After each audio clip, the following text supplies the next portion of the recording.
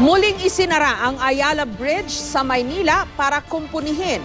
Ang problema, hindi raw agad na abisuhan ng DPWH, ang Department of Public Works and Highways, pati na ang mga motorista. May report si Susan Enriquez.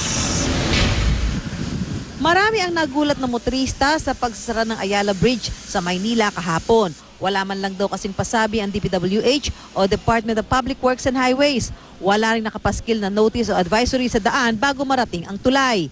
Eh yun nga ang problema, dapat kami lang mga motor, dapat pinadadaan na dyan eh. Kaya naman. Oo, kung kaya naman padaanin. Dapat alam namin, lalo na dito sa area na to, meron man lang signages before that, sa malayo. Maging ang MMDA hindi raw nasabihan, kaya kanina nag-ikot ang MMDA at DPWH lula ng ferry para matukoy ang mga rutang apektado ng pagsasara ng Ayala Bridge. Kasama rito ang mga lugar malapit sa Malacanang at University Belt, Patap Avenue at Rojas Boulevard. Aminado ang kontraktor, nagkulang nga sila sa abiso. Medyo hindi namin na-coordinate kasi may nahabol kaming schedule. Medyo binubugbog na kami ng DPWH regarding sa schedule. Sumabay pa ngayon si APEC na kailangan may deliver namin by November 15 yung lahat ng access ng Ayala Bridge. Sabi ng consultant kasi, sila kasi nag-check ng design ito.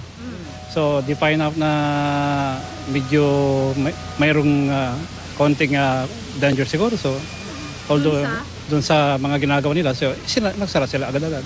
Sa October 1, bubuksan ng tig-isang lane ng tulay sa magkabilang direksyon para sa maliliit na sasakyan. Isasarang muli tuwing Biyernes mula alas 10 ng gabi hanggang alas 5 ng umaga sa Lunes. Padadaanan naman ang isang direksyon ng tulay. December 23 ang ibinigay na deadline ng DPWH para matapos ang proyekto. By October 1, we will open the bridge partially. One lane per direction. But on for light vehicles only. Pag nailagay na yung kable, babatakin siya para tumaas yung capacity ng tulay. Tumaas ang capacity. So, pas tumibay, pwedeng dumaan ang 20 tons ng capacity nito.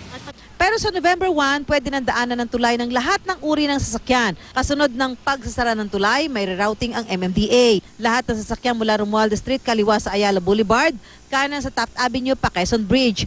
Ang mga galing sa Rojas Boulevard at Taft Avenue, diretso sa Quezon Bridge, pa Quezon Boulevard.